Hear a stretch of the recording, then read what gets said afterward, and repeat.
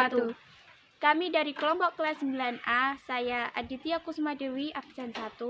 Saya Aldila Julia Saskia Salsabila, absen 2. Saya Kiki Dwi Septiana, absen 16. Saya Zaskia Malia Agustin, absen 32.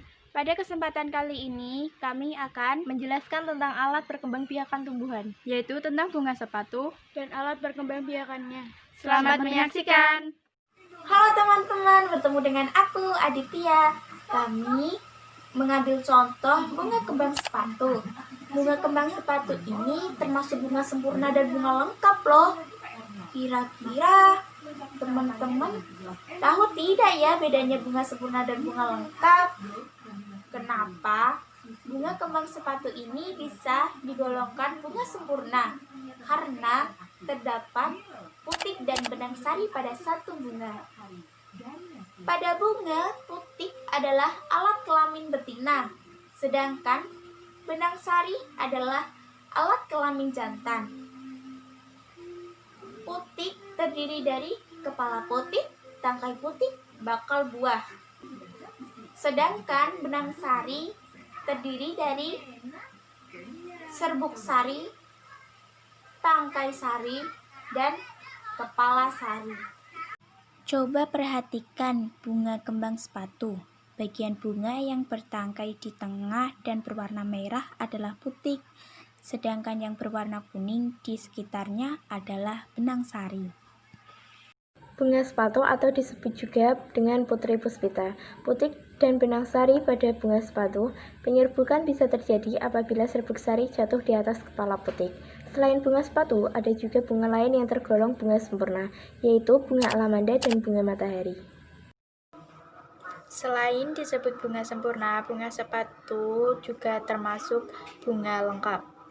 Nah, bunga lengkap adalah sebutan dari bunga yang memiliki jenis kelamin bunga dan bagian perhiasan bunga. Jenis kelamin bunga terdiri dari putik dan benang sari, seperti yang sudah dijelaskan sebelumnya. Dan bagian perhiasan bunga terdiri dari kelopak dan mahkota bunga. Tahukah kamu apa bedanya kelopak dan mahkota bunga? Jadi, kelopak bunga berbeda dengan mahkota bunga. Kelopak bunga biasanya berwarna hijau, terletak di dekat pangkal bunga dan tangkai. Kelopak bunga berfungsi untuk melindungi bunga saat masih kuncup, sedangkan mahkota bunga yaitu helaian bunga yang berwarna-warni. Mahkota bunga memiliki dua fungsi. Fungsi yang pertama yaitu untuk melindungi alat kelamin pada bunga. Fungsi yang kedua yaitu untuk menarik serangga agar membantu penyerbukan pada bunga. Cara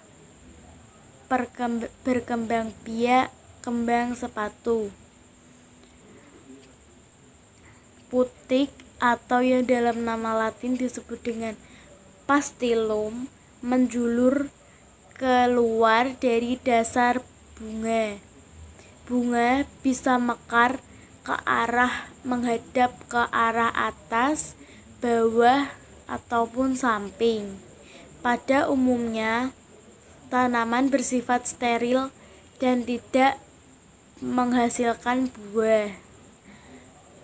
Tanaman bisa berkembang biak dengan cara penyetekan, pencangkokan, dan penempelan. Terima kasih telah menyaksikan video dari kami. Wassalamualaikum warahmatullahi wabarakatuh.